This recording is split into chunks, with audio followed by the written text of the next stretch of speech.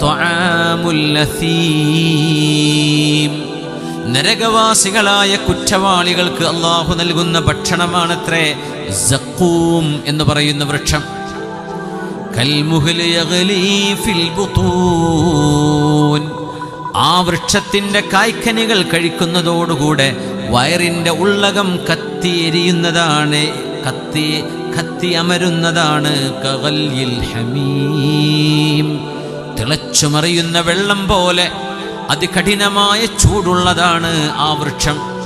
ഈ ആയത്തിറങ്ങിയപ്പോ ഹബീബായ നബി തങ്ങളോട് മക്കക്കാര് പറഞ്ഞു, തബ്ബൽ ലക്, നാശം നിങ്ങൾക്ക്. തസ്ഉമു അന്നന്നാറ തഹ്റഖ്, അന്നന്നാറ തഹ്രിഖ്. മുഹമ്മദ് നബിയെ, നിങ്ങൾ പറയുന്നുവല്ലോ നരകം ചൂടുള്ളതാണ്, കരിച്ചു കളയുന്നതാണെന്ന്.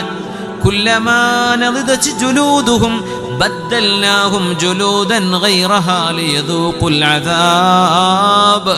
നരകശിക്ഷ ചൂടുള്ളതാണ് എന്ന് പറയുകയും വതസുഉമു അന്നഹു യംബുതു ഫീഹ അശ്ശജർ, ആ നരകത്തിൽ വൃക്ഷമുണ്ടാകുമെന്ന് പറയുകയും ചെയ്യുകയാണോ? തീയിൽ എങ്ങനെയാണ് വൃക്ഷമുണ്ടാകുന്നത്?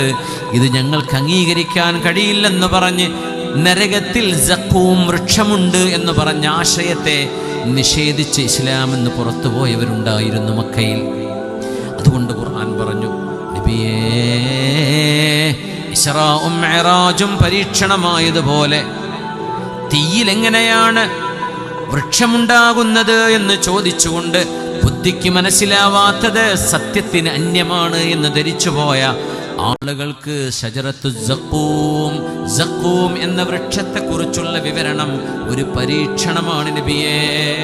അതൊരു പരീക്ഷണമാണ്. എങ്ങനെയാണോ ഖലീലുല്ലാഹി ഇബ്രാഹിം അലൈഹിസ്സലാം മഹാനവറുകളെ തീക്കുണ്ടാരത്തിലേക്ക് എറിഞ്ഞപ്പോ